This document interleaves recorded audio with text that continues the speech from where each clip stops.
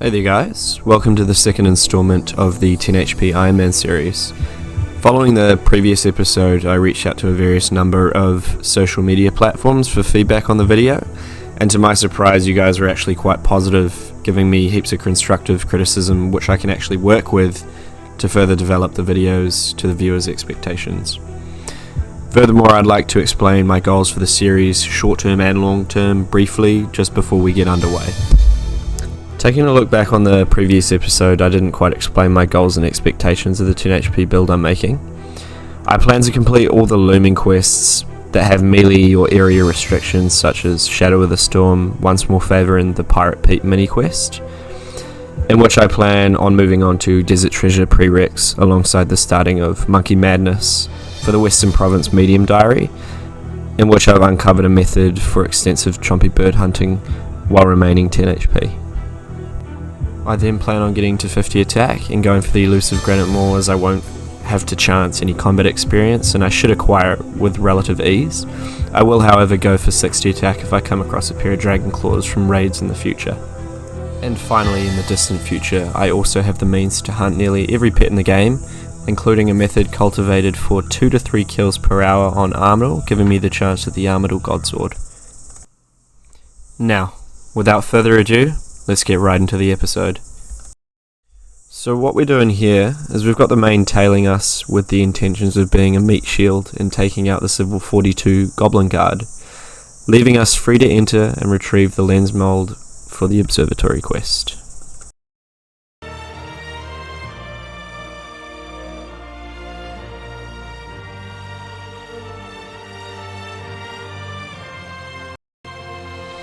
So this quest isn't actually as important as you might think, but it can help in the future with an additional 5 kudos alongside an extra lamp granted through the completion of various quests.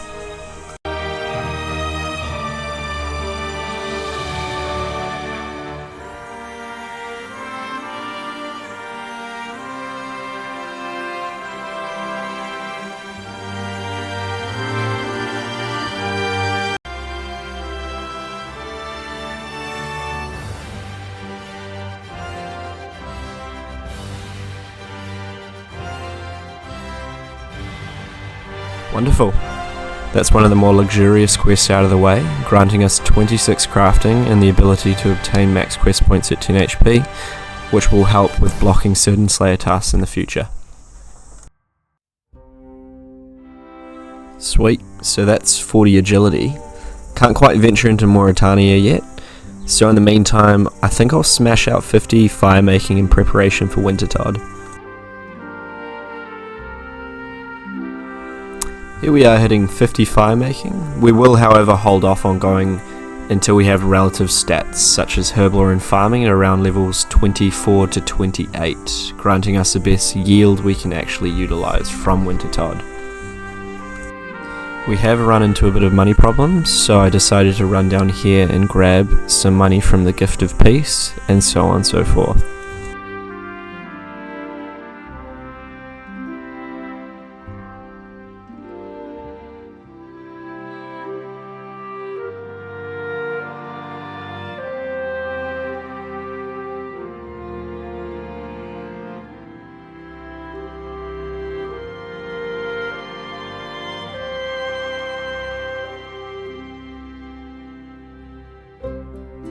Just finishing up Waterfall Quest here, with the intentions of using the base stats to gather the different meats to use to complete Druidic Ritual.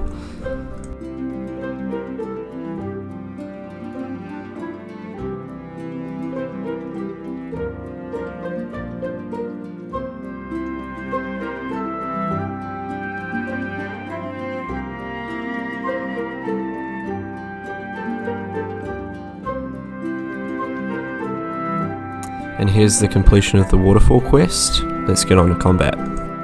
Finally onto the combat sequence of the video. Once we grab this Addy Sword, we'll move on to the gathering of the cuts of meat we need for Druidic Ritual and unlock the Herblore skill.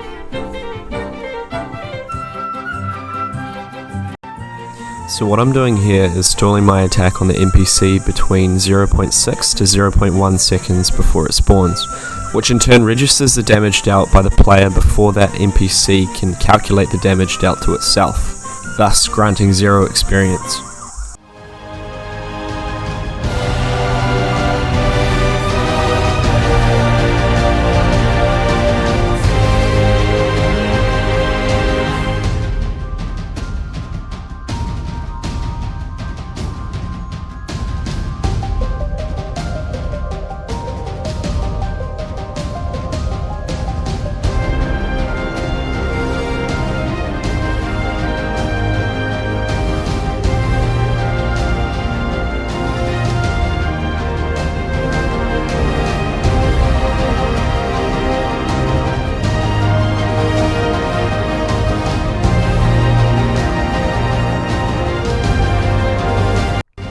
There we go, that is Druidic Ritual complete. We orchestrated that perfectly, and that leaves us at 204 HP XP remaining till 11 HP, so absolutely perfect. Following Druidic Ritual, we'll need to get 10 Herbler as it's a requirement for the dig site quest, which unlocks a museum dig site finds and access to the Bone Voyage quest, or Bone Voyage quest. Unfortunately, Jungle Potion doesn't quite get us to level 10, so I'm going to be hopping around cleaning Valencia Moss till I have enough experience to get me to level 10 upon completion. Alright, that's us done with Jungle Potion. That will leave us with 10 Herblore and the requirements to complete the dig site quest. Bit of an agility intermission and milestone here. I like to cut up my short-term goals with a bit of agility just to aid me around Gillinor while I don't have access to teleports.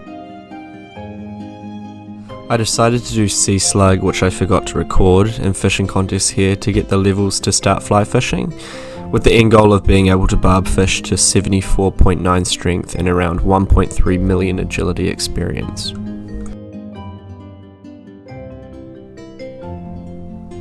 And that is fishing contest complete. You can never turn down a lovely maze random.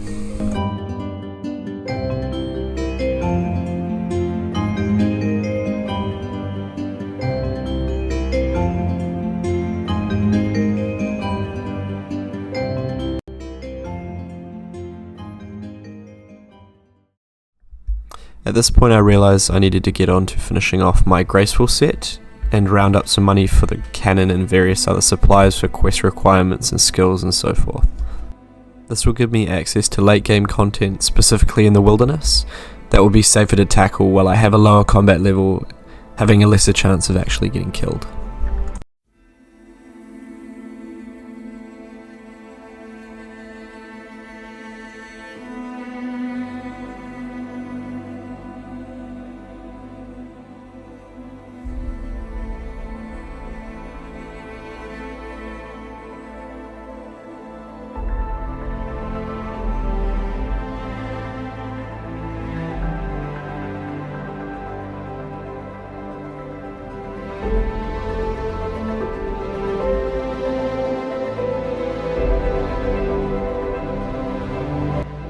That's the dig site quest complete, giving us 34 mining and 17 herblore, granting access to Fossil Island, in which we'll use for herbivore as a resource for mid-level herb farming.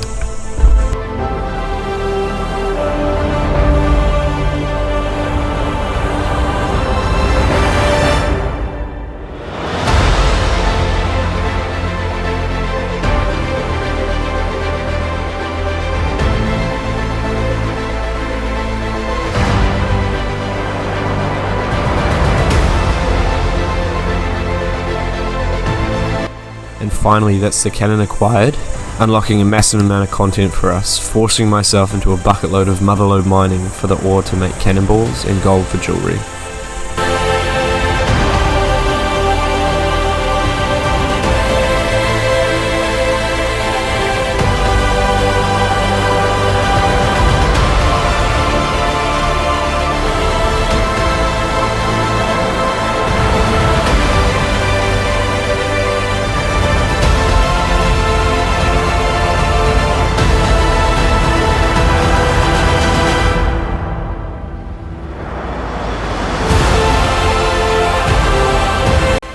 Thanks to all you guys who've watched this far. We've finally unlocked the ability to advance into more interesting content with the unlock of the cannon and the manipulation of combat. In episode 3, we'll focus more on quest completion and early level Slayer to work towards the rewards such as Slayer rings and boards. Furthermore, if there's anything in the video you'd like me to explain more in depth or improve on, let me know in the comments below. Also, make sure you guys like and subscribe for all future content updates. Thanks guys, take it easy.